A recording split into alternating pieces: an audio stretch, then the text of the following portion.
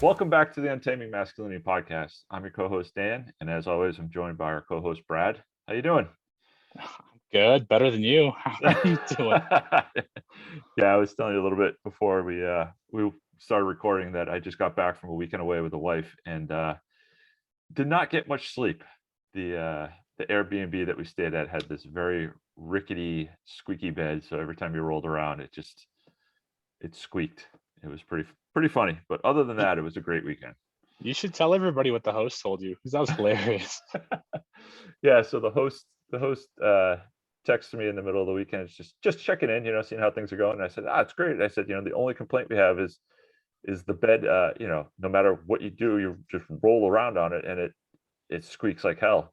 And he just writes back. He goes, I guess the bed needs a lube job. And Oh, my wife gross. and I were just cracking up at that. So, but yeah, it was good. It was a nice kind of way to celebrate a couple of things. I just finished 75 hard, and it was my birthday last week, and it was just a nice kind of getaway as we roll into spring, and we got great weather, so can't How you, complain.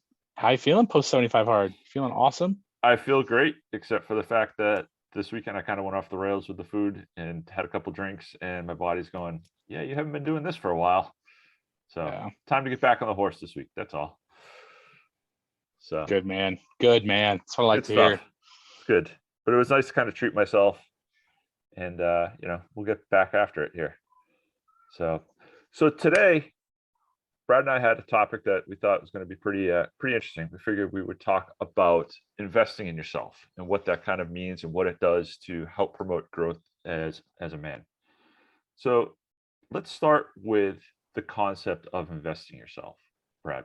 Uh, when you talk about investing in yourself, to me, the first thing that comes to mind is spending money on something, right? That investing has a financial ring to it. Yeah. And I think that while that's a very big part of this topic and this conversation, and we'll get into it a little bit, I think that we should probably be pretty clear up front that investing in yourself does not necessarily mean spending money on yourself. So Yeah. I mean, you think of the term invest, and of course your mind's going to drift to something financial. Spending money, going to a seminar, joining a class, talking to a therapist, all these things that obviously help you but cost money. Investing in yourself is it's so much simpler than that. Because oftentimes you'll find guys who say, hey, I don't have the money to do this. I don't have the money to do that. And we'll get into that a little bit more later as to why that's total bullcrap. But when it comes to investing in yourself, that oftentimes means time.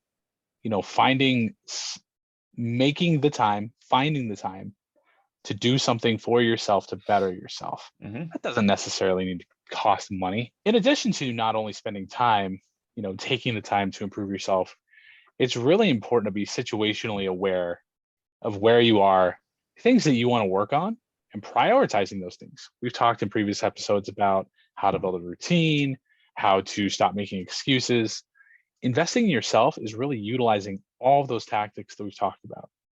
Here's an opportunity to create a routine, put off excuses, to really spend a lot of considerable effort into building yourself up and making yourself the best version of yourself.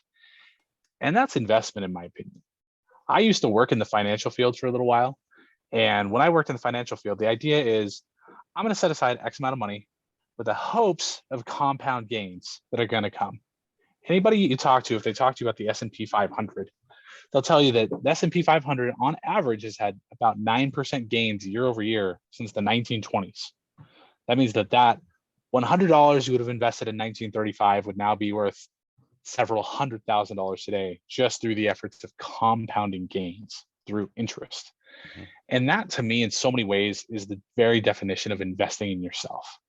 You're starting to put into place tactics and strategies now that will continue to matriculate, and grow so that in time you can look back and see the power of that compounding interest that came from that small initial investment. So those are all great points for why you need to invest in yourself. And I agree 100% with it. It's about growing yourself and making yourself that better person. If we talk about untaming masculinity, right? There's no other way you can do that other than to grow yourself and become a stronger man. And to do that, you have to invest in yourself. You have to invest time. You may have to invest resources, including money. But most importantly, you have to invest the mindset in yourself that you deserve this and that you deserve to grow and that you deserve this investment. I think that that's a hurdle that a lot of guys get hung up on because we're so programmed to take care of the wife and the family and the job and whatever community activities we're in that we don't leave a lot of time for ourselves. And it has a very selfish feeling when we say you have to invest in yourself and spend time on yourself. So the start of this is getting comfortable with being invested in yourself time wise and spending that time, I think. Um, Yeah. I know for me personally, when I started doing this kind of work on myself, and we can get into the different ways that each of us have invested in ourselves in a few minutes. I had a very hard time telling my family that I have to go be by myself to do whatever it is, whether it was school or some stuff for just personal development or whatever it was that was investing in me, because I felt like if I wasn't at work, I was supposed to be with my wife and kids 100% of the time. And I wasn't growing as a person. And frankly, I was getting um, jealous isn't the right word, but I was almost like having some contempt for my wife and my kids because Resentment. resentment. That's the word I was looking for. Thank you. Yeah. Because I wasn't allowing myself to grow. So that's another point where guys have to kind of take a look at this and go, it's healthy to invest in myself and healthy to grow, because there is no it's that old kind of saying of that there's no staying still, right? You're improving or falling behind. So if you're not investing in yourself, you're falling behind somewhere in life. It's your career, your personal life, whatever it is. So invest in yourself to grow. Can I want to prod on Yeah. something a little bit. So you made a very interesting comment when you talked about men and feeling that they don't. So ultimately, question for you that I want to ask is, why do you think guys, we as men, feel that we don't deserve this time or this focus on ourselves? Why do we feel like we don't deserve it? Because we all feel that way, or we have all felt that way, I should say. Yeah. I, my belief is that as men, we are all, I won't say all, but a lot of us have this provider instinct where we're destined, or we have this urge or this drive to give to whatever we're part of, whatever group we're part of, be it the family or the community or whatever. And when we purposely take time away from that group, we feel like we're not owning up to whatever responsibility we have. But when we're investing in ourselves, what we have to realize, and it's my strong belief that this is very hard for most men. It was hard for me to get their mind around, was when we're investing in ourselves, we're actually making ourselves a better person for when we are involved in that group. And yes, we're removing ourselves from that group setting for a certain amount of time, but we're doing it in such a way so that when we are back in that group, we're a better person for it and we're a better member of that group. Yeah, What are I your think that's thoughts? a I think that's a really good point. Men, we know that essentially when you're raised as a man and you're taught essential masculine principles by your dad or your grandpa, even if you didn't have a dad or a grandpa, your mom would probably have, you know, essentially illustrated a lot of these things. A man comes into life feeling that it's their job to protect and provide for their families, regardless. So oftentimes when men get into the daily grind of life. Get up, you go to work, you come home, you spend time with your kids, you unwind for a minute to watch a show, you go to bed. That daily grind is essentially born into this idea of I'm doing all of this for my family because I want them to have the best life that they can. And so many men, because they're so solely focused on that, they forget about themselves, either deliberately or just through the passage of time. Mhm. So because you look at yourself and you feel that you don't deserve that. You don't deserve the time because your wife deserves the opportunity to relax, or your kids deserve the opportunity to spend all their time with you.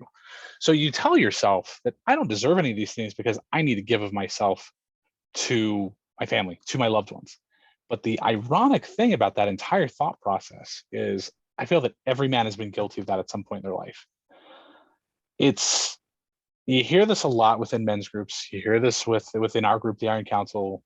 You hear this in so many situations where you think of life and you think of, when you're on an airplane and you fly and they tell you when they do all the safety videos before the flight, it always comes to the video where the oxygen masks drop down.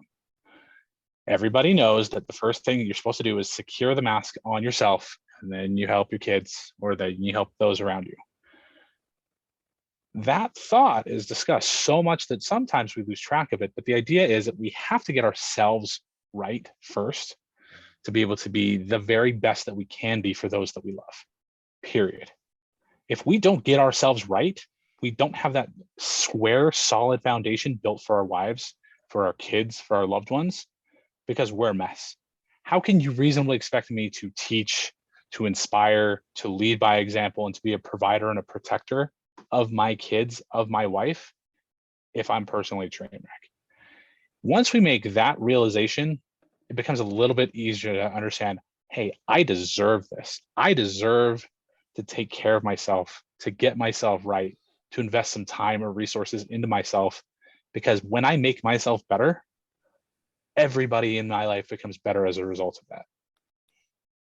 Yeah, Does that check out?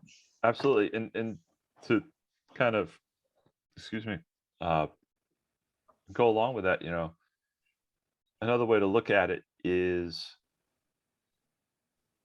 when we invest in ourselves, that is time where we're spending with ourselves. Whether, like I said, whether you're going to school, whether you're spending time working on your archery for hunting, whether you're just hiking in the woods, whatever it is, where you invest in yourself, you you're spending time with yourself so that when you're with other people, you're with your wife, you're with your family, whatever it is, you can be more present in that moment and not feel like, "Oh, I'm always stuck with these people. I'm always doing something for them. I'm always, and that resentment just goes away and you're able to concentrate more on being present in that moment, enjoying the company of the people that you're around, and just being a better person overall. You take care of yourself and you can better take care of others, much like your airplane situation. So along those lines, let's talk about some of the advantages of investing in ourselves. So Dan, obviously you've been on a journey of self-improvement, of self-mastery for a while. What were some of those things that have been successful or beneficial for you throughout your journey? I would say that the biggest advantage or benefit I've had of self-investment is the strength it's brought to my marriage. So before I started down this road, 3 or 4 years ago, I had a pretty good marriage. We, uh, we got 2 kids. We'll have been married for 18 years this summer, and it, there was nothing wrong with it. We weren't fighting, we weren't bickering, but it wasn't strong. In the sense of, I don't think it was bulletproof. Let's put it that way. There was nothing wrong with it. We weren't heading down a bad path or anything, but I wouldn't say it was a bulletproof marriage. I feel like, actually, no, check that. I know that over the last 3 years, my marriage has gone from wherever that gray area was to bulletproof right now. Short of something catastrophic happening, I have no concerns over where my marriage is and where it's going to be 20 years from now. And that is because I've taken care of myself. By taking care of myself, I've made myself a more prominent man in the situation. I've allowed my wife to let me lead. And in turn, I've also been able to follow her in certain situations and felt comfortable in both. And likewise, I've also been more present in the situations that we have as husband and wife, and that we have as parents. Um, Before I started investing in myself, it was boredom's not the word. It just I would get frustrated easily with being in situations, and now I know that I have time set aside for myself. My wife and my children both see the value in me doing things for myself, be it when I go away every year on my guy's snowboard trip, if I go up to on a camping trip, or if I go out for a day hunting, or when I have to spend time downstairs, in the office, working on my MBA, or doing this podcast or whatever, you know, they know that that time is time that I strategically spend away from the family, and specifically my wife and our marriage. I spend away from it, and that when I come back stronger. So, of all the different things I've done to improve myself as a man over the last, invested in myself over the last 3 or 4 years, my marriage has significantly had the biggest benefit from it. How about Yeah. you? So it's much the same, right? There are two areas where I've really seen that benefit. We've talked a little bit, and I've talked a little bit about how I was a nice guy. Going back to that whole idea that we were talking about earlier, when you're a nice guy, you essentially put your wife or your significant other on a pedestal. I pedestaled my wife so that whenever it came to doing anything for myself, I'd feel insanely guilty. But what's so odd about it is the idea of, oh, me going to the gym made me feel guilty. But at the same time, the idea of hiding something from my wife and going to see a movie without telling her didn't make me feel as guilty. It was a very bizarre dichotomy. So when push came to shove, my entire journey started when I started seeing a counselor at my wife's urging. He talked to me about a lot of things. I started reading books. I started seeing the things in my life needed to change. That was kind of the first step in terms of investing in myself, was talking to this guy once every few weeks, once a month. But I didn't really necessarily put anything to practice.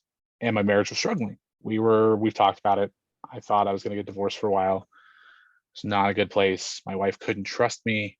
Anything I was doing, we were in a bad place.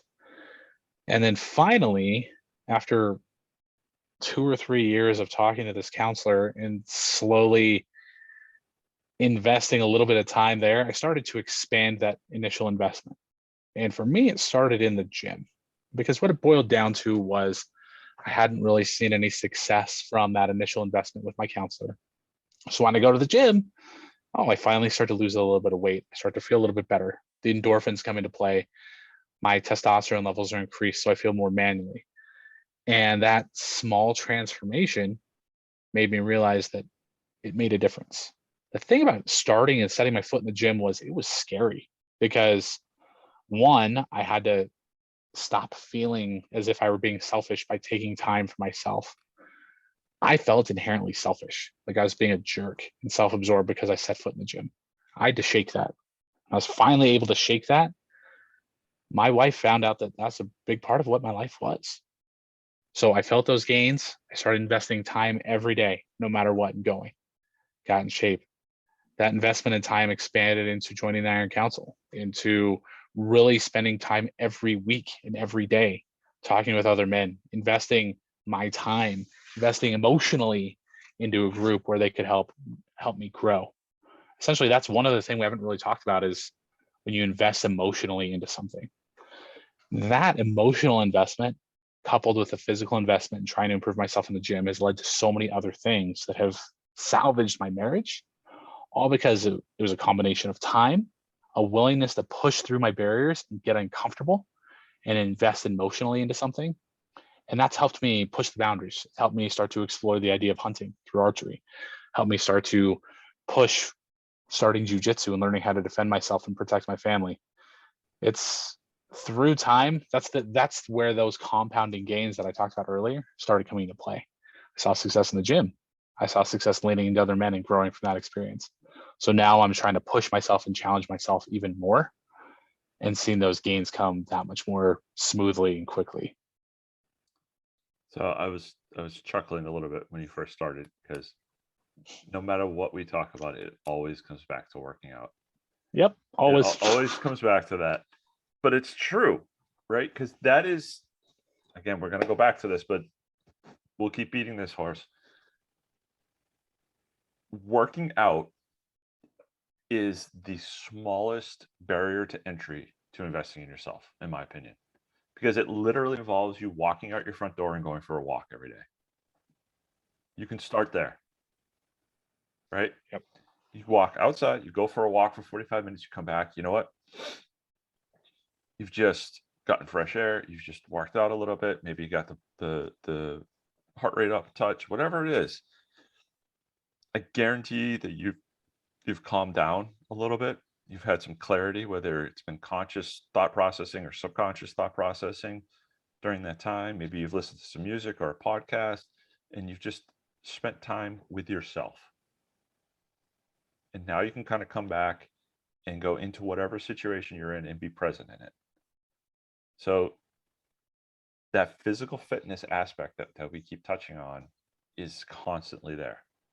The other thing that you alluded to is that you started to build a routine off of all of this stuff, and you've started to explore things and reduce the excuses or the barriers to entry to new things. So I hope the guys are starting to see how all the topics that we're talking about actually tie together. It's not that these aren't just separate little islands where you kind of pick and choose what to do. One thing is going to jump to another and to another and to another, and you're going to see growth, exponential growth. And again, it's going to come back to the easiest way to start is your physical fitness and just getting off the couch and doing something.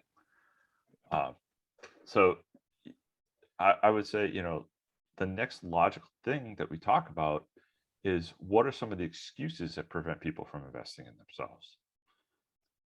Oh man, time, money, discomforts, trepidation or fear. I talked about feeling guilty. I think that's a really big thing as well that's slept upon, is we feel guilty.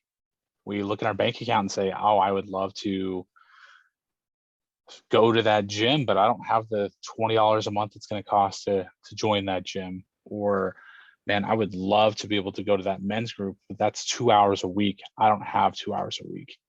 Really, it boils down to excuses. As we talked about in a previous episode, everybody has excuses. That's all that they are, is excuses. Any excuse that you don't have time, I'm going to challenge that. Look at how often you're just sitting on your phone, twiddling your thumbs. Look at how much time you waste at work. Look at how much time you waste at home. I guarantee you that if you feel that an hour a week or an hour a day is too much time, I'm going to challenge that thought process. Money. Something that I did is, we've talked about being members of the Iron Council. You don't join the Iron Council for free. It costs money. When I decided to join the Iron Council, I didn't have the money to necessarily do it at the time, but I created that through ultimately doing side hustles, finding ways to generate income to be able to make that happen. Because if it's important enough for you that you can do something to change your life, there's never going to be an excuse that's going to stop you from doing it. Whatever that excuse is, time, money, fear, guilt, that's all that they are, is excuses. Go back to our episode on excuses, listen to that, and then reevaluate. I don't know if you have anything to add, but Not much. I mean, our last episode on excuses kind of nails exactly what you just talked about, with regards to there's ways to overcome these hurdles. And we did a good job outlining a bunch of those the last time. So I don't think we need to jump into it too much, but you're right. These are just excuses. If something is important enough to you, then you will find a way. You will find a way, like you did with the money for the IC, to create more money or create enough extra income to afford that. If it's a class that you want to take and it's more of a time thing, you'll find a way between work and home to free up that hour or two a week to go take a class or to get a workout in or to do whatever it is that you need to do to improve yourself. You'll do it. I know, for instance, you talked about a couple of examples that you had. For me, right now, one of the ways that I'm investing myself is I am about 2/3 of the way through an online MBA program. I've wanted to do an MBA program for a long time to invest in myself as far as my career goes. And I always hit, it's too much time, it's too much money, whatever it is. Well, I found a way at work to make a little bit more money. I talked with my bosses. We talked about career progression. We talked about the company's role. And even though the company didn't, I work for a smaller company, the company didn't have a formal tuition reimbursement program, but they found value in it. They found value in me. And we've created some kind of, unofficial program. So I found a way. And then the time issue came into play too. Well, you know what? I don't sleep in until 10 o'clock on Saturday and Sunday. Saturday from 7 to 9, 10, depending on when family life starts. That's my MBA time. That's time when I get up and I come downstairs and it's quiet. I got a cup of coffee and I knock out the work for a week. And yeah, I'm only taking a class, maybe two tops a semester, and it's taken me 3 or 4 years to get through it. But that's how I'm doing it. I've found ways around the excuses, and that's just all they are, is excuses. Now, yeah, there's there's stuff I want to invest in myself that's, multi-thousand-dollar hunting trips and stuff like that. There are things I will eventually do.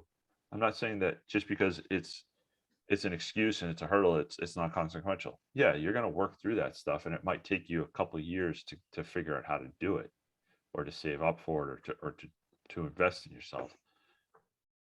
The cool part about that is you're really going to learn along that journey. So let's say that you've got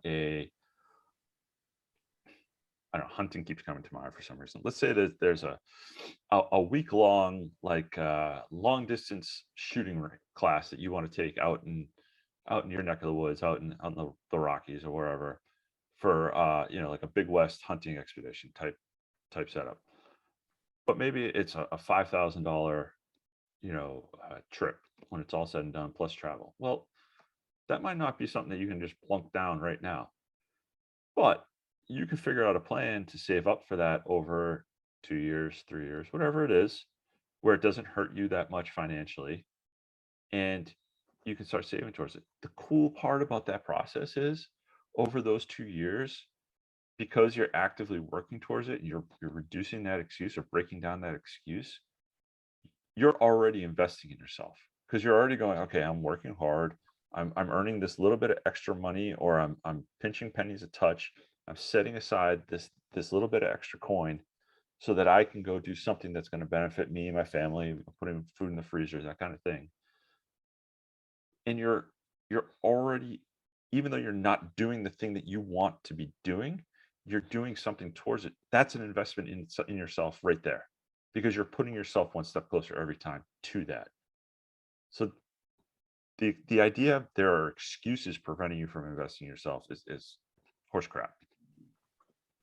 So what do you say to the guy who said, "Oh, that's all fine and dandy, Dan. That sounds great, but you don't understand my situation, man. I can't do that."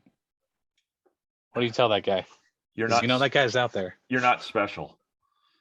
We Yeah. all have situations like that, right? I want to get this guy, and I want to start shaking him by the collar, because none of us are special. You have a different situation than I have, than a different situation than the guy down the street, than the guy in the next county, whatever it is. And there are things that I can do relatively easy that you can't do. There's things that you can do relatively easy that I can't do. We all have our limitations or our hurdles, but none of us is special. We can all find a way to do what you want to do. One of the big hairy ass goals I have is to get my pilot's license one day. I don't know if I've ever talked to you about this or not, but Now, I've always wanted to fly. It's something I've always wanted to do. Now, in life, I have priorities, right? I have food and shelter. It's top priority. Financially, I'm talking. Food and shelter is top priority, and then it expands from there. And flying right now is not a top priority. So is it something I would like to invest in myself? Yes. Is it something that I'm keeping an eye on? How much does it cost? Where do I need to go? Maybe doing a little bit of background research stuff? Yes. Is this something I'm saving for right now? No. That is something that I will probably start pursuing once my kids are either in or out of college and I have a little bit more free time on my hands. So what I'm getting at with this story is that there's a time and a place for everything, and not everything has to happen right now, but none of us are special. We all have bigger hurdles, little hurdles. Life happens to all of us. So the guy who says, "Oh, great, but you don't know my story." Yeah, I do. It's my story. It's Brad's story. It's David Goggins' story. It's Jocko's story. We've all got the same fucking story. I don't know. yes, I love it. No, you got it. That's the thing is you could look at it. The issue is look at the guy who says, the way I'm going to invest in myself is I'm going to go to a Tony Robbins seminar, Tony Robbins event. Those are several $1,000s. Yeah, that might not be realistic for where you are in your life right now. But why can't you buy a Tony Robbins book or listen to one of his audiobooks? Or why don't you spend some time reading, spend some time applying some of those principles? Just because you're looking at this massive, as you said, hairy ass goal you want to accomplish, you can always start smaller. It comes back to that idea of compounding gains that come through investing in yourself. Most people who've become rich, you look at Warren Buffett, did he throw $1 billion in the stock market when he started investing? No. He was a young man when he started investing. And if you ever follow his story, most of his wealth has come over the last 15 or 20 years. I want to say he's 90 years old. And that's the same for each and every one of us. We must start small with the intent of one day getting to those bigger goals. You want to go to a Tony Robbins event? Awesome. But you start with a book. Do that every day. Then you start putting forth the work to save the money to get there in a year or two. As you're doing that, that's how you start to invest in yourself. That's the application of those principles that we talk about, regardless of what that looks like. You're big into jujitsu, you want to go to the Origin Immersion Camp. It's like $2,000 to go to that. You might not be able to afford that right now. Join a gym, take a free class, check it out, see if you like it. Then start to grow and build and put forth the effort to get there.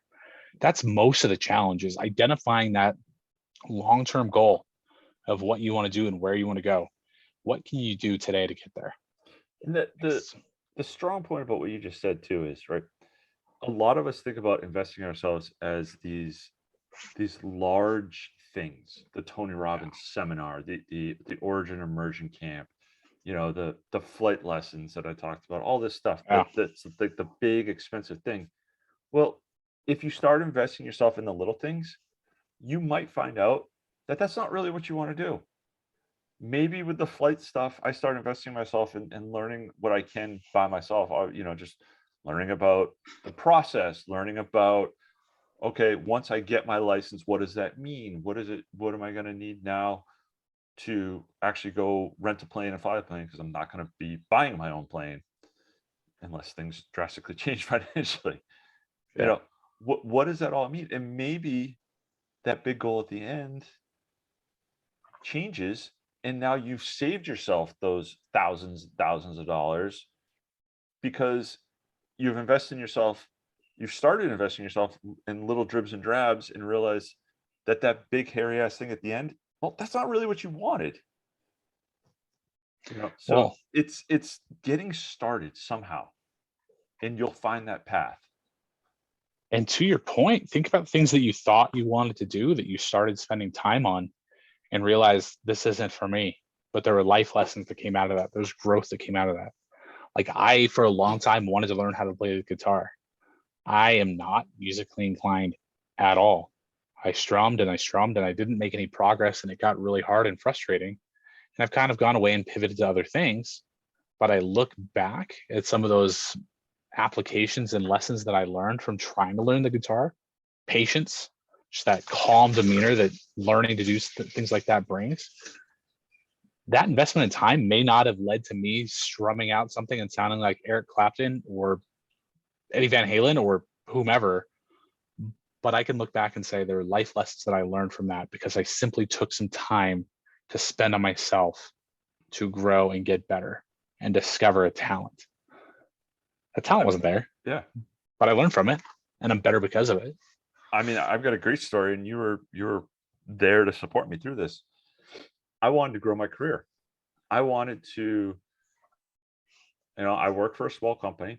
I wanted to put myself in a situation where I could be part of a large company and grow within a large company, make more money, get more, career prestige, all that good stuff. So in early 2021, As last year. all right, yeah, last year, I was just trying to do the math in my head now. I quit the company that I was working for. I got a job with a bigger defense company, and lo and behold, I was miserable. Absolutely miserable. I had invested in myself. I worked really hard to get to the point where I was. Um, I had gotten a great job. I had gotten a huge pay increase, better benefits, the whole 9 yards. I worked there for 3 months and was absolutely miserable. And I learned that that little investment in myself, I went from a comfortable position. And I figured I was investing in myself to better my position and my family's financial position. Well, lo and behold, I learned a lot about myself in that journey. I learned that I like working for a smaller company. I like that I working in positions where I have more flexibility and wear more hats. I learned that you know, the pace of a large company isn't for me. I kind of equated it to trying to, you know, you work for a small company, you, we can turn like a jet ski. You work for a large company, it's like turning a friggin' aircraft carrier, like in terms of process, procedure, and all that stuff. I like the nimbleness of small companies. And I learned a lot about myself by making that investment and trying to progress my career. Now I got lucky. I didn't burn any bridges on my way out. I talked to my old company. I got a similar but different position back at the old company, and life has been good for the last year since I came back. Um, and that's probably a topic for another time about career management and that kind of stuff. But what I'm getting at here with in terms of investing in myself is you got to be willing to take the jump too. Sometimes you got to be willing to try to rewrite your story, rewrite your future, and get that next step. And then you have to learn from it. So back to the seminars that we were talking about stuff, you may find out you don't really want those once you find out more about them. You may find out you do. And now you've started working towards them. But give yourself that ability to get started and learn and move forward. Yeah. Don't be afraid to fail Right. or realize you don't love something. So that's a really good point. And I think that really kind of sets us up for here's what you can do. Here's everything that can come to pass if you simply just take some time to invest in yourself.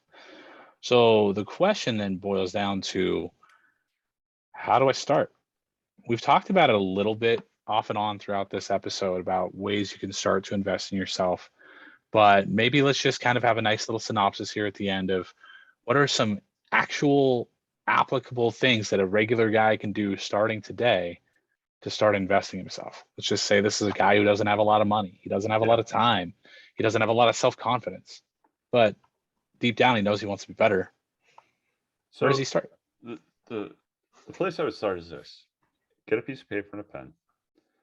You've got, call it 4 or 5 key areas in life: career, family, marriage, children, I guess marriage and children, or family and children go together. But fitness, you got a couple of key quadrants or key areas where you can see improvement in life. Now start writing down where you are and where you want to be. And then start filling in the middle there with the steps that you need, or the advancement that you need to get there. And then the idea is, as you figure out what you need to get from point A to point B, start figuring out what you need to get to those points. Do you need some kind of education? Do you need some kind of schooling? Do you need some kind of certification? Do you need some kind of therapy? Do you need some kind of emotional assistance? Meaning, like, like we're in the Iron Council together, and I think one of the understated values of it is our ability to be raw and genuine with each other, and have a place where we can be open like that, and it allows us to grow as men. So do you need a place like that? And then figure out what those look like for you. So Yeah. if you start, make a list of where you are, where you want to be in 4 or 5 different areas of life, and then figure out what it's going to take to get there and what investments you need to make to get there. Yeah. I think it's also really important to start small. Like we talked about going to the gym. We'll talk about going to the gym on future episodes. If you have a zero routine, if you haven't set foot in a gym in 5 years, if you haven't set foot in a gym ever, it doesn't necessarily mean you go in there, you pick up the dumbbell, you start trying to rep out things because you've never done that before. That means James Clear talks about this in Atomic Habits. Set the goal to lay out your clothes and then commit to yourself to go to the gym for 1 minute. Once you get there, you're going to realize you're going to stay for longer than a minute. Go on a walk. Those are small investment times. That a small investment to start could be 15 to 30 minutes of your time. And the other thing, aside from starting small, is don't bite off more than you can chew. That's a huge, huge, huge thing. You might look at yourself, and as Dan said, write down the 4 or 5 things you want to improve. Maybe you've got a half dozen things in each of those areas of your life where you're like, I'm a mess. I'm a mess with my marriage because I lied to my wife. I hit my wife. Let's hope you don't hit your wife, but for example's sake, I yell at my kids. I smoke. I'm overweight. I drink heavily every day. My career sucks. I have a huge temper problem. Let's just say you've got all these issues. For one, that amount of self-recognition is awesome. But for two, you're not going to fix all of those things at once. That's impossible. You're not going to have 15 different things to work on. So through investment in yourself, pick something and stick with it diligently, religiously. We always talk about the gym. It's a great place to start. It could be a great place to start to find a group of men that you can start having conversations with, to start to challenge yourself and to grow. Maybe it starts by reading a book. Maybe it starts by saving some money and going to a class you've always been interested in, a cooking class, for example, or an archery class, or a jujitsu class, or whatever. Identify something that you've had a passion in that interests you and that you feel that you would get some value and growth out of, and start to grow. As you do those things, as you lay that simple foundation, you will realize growth is going to come. If you look at me and all the improvement I have in my life, you look at Dan and all the improvement he has in his life, it started small for each of us at some point in the past. For me, it started with seeing a therapist. And even though those therapist sessions didn't always bear the fruit that I wanted them to, they laid the foundation that helped drag me to the gym, helped drag me to the Iron Council. And those moves helped drag me to do all these other things that I'm doing now, all because I was willing to take that first initial step. So when you're looking at the big picture, don't always get so singularly focused on the macro view when you can dial in on the micro view and execute on something now. Mm-hmm. There's 2 things in there that are key. The first was, don't bite off more than you can chew.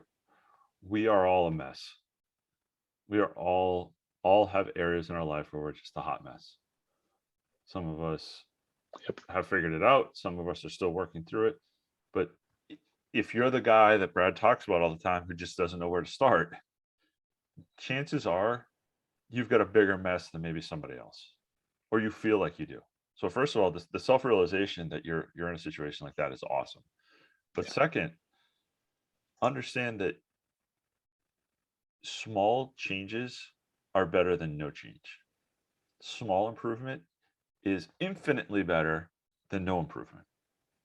So be proud of that and realize that you're not going to change the world in a week. That that is by far I hope the biggest takeaway that guys get from this is that a little change is a good thing. A little change is going to grow into a little bit bigger change, a little bit bigger and a little bit bigger. You grow off that. You build that foundation, like you said about your started therapy. And the second thing you brought up, and I'm going to keep getting back to this, is physical fitness. And we will find somebody to bring on to talk about why this phenomenon is. I don't know if it's endorphins or what, but if you start getting yourself in shape, into better shape, not even, you don't have to come, look like Arnold or anything like that. And neither one of us do. Um, you know, but if you start just seeing micro improvements, the scale starts moving in the right direction. Muscles start popping out a little bit here and there. Your complexion gets better because you're eating better and drinking more water. Whatever it is, you're going to feel better about yourself. You're going to build a little confidence, and you're going to start realizing that you're worth investing in yourself. So if you start investing in your health, I promise it grows from there. You got it. Couldn't have said it better than myself. Couldn't have said it better myself. Oh, that was a struggle to get that out. Anyways, little tongue tied today, huh? Little tongue twisted. No, that was great. Great conversation as always, Dan. Absolutely. So, any parting thoughts before we set everybody loose? No, again, it was a great conversation. Self-investment is something that we are big proponents of, something that we are continuously working on. I don't think that I will stop investing in myself in one way, shape, or form for the rest of my life. Yeah. My thought is that if I stop investing in myself, I've kind of given up, because there's always something you can be better at, right? Yeah, you're going to peak physically at some point. Yeah, even probably cognitively, you start to lose things at a certain point. But you can always be improving from your current state. And you should always try to invest in yourself and make yourself better from where you are. Nailed it. That's That's it. Don't ever stop. Don't ever Always, stop. always keep. Yep. And the other thing we don't want you to stop doing is visiting us at Untaming Masculinity. If you visit the website, untamingmasculinity.com, you'll find all the episodes in the show notes. You'll find links to our socials. Instagram and YouTube specifically have been pretty active lately. We've got a couple of other things popping up on the website here and there every once in a while that you'll probably want to get to be part of. But what we really could use is a rating and review. So on your podcast player of choice, please, search us out, subscribe, first of all, make sure that you're downloading all the episodes every week when they come out, and then also give us a rating and review. That helps us get in front of more people. It helps other guys see these conversations or hear these conversations and benefit from them. And by all means, share these with your friends, share them on socials, tag us. We'd love to see guys posting Instagram stories and Facebook posts and that kind of stuff with us in it. It's great to just spread the word and get us out there. But yeah, this was a great conversation, Brad. Thank you very much. I appreciate it. Looking forward to a conversation next week. And for the rest of you guys, have a great week, and we'll talk to you soon.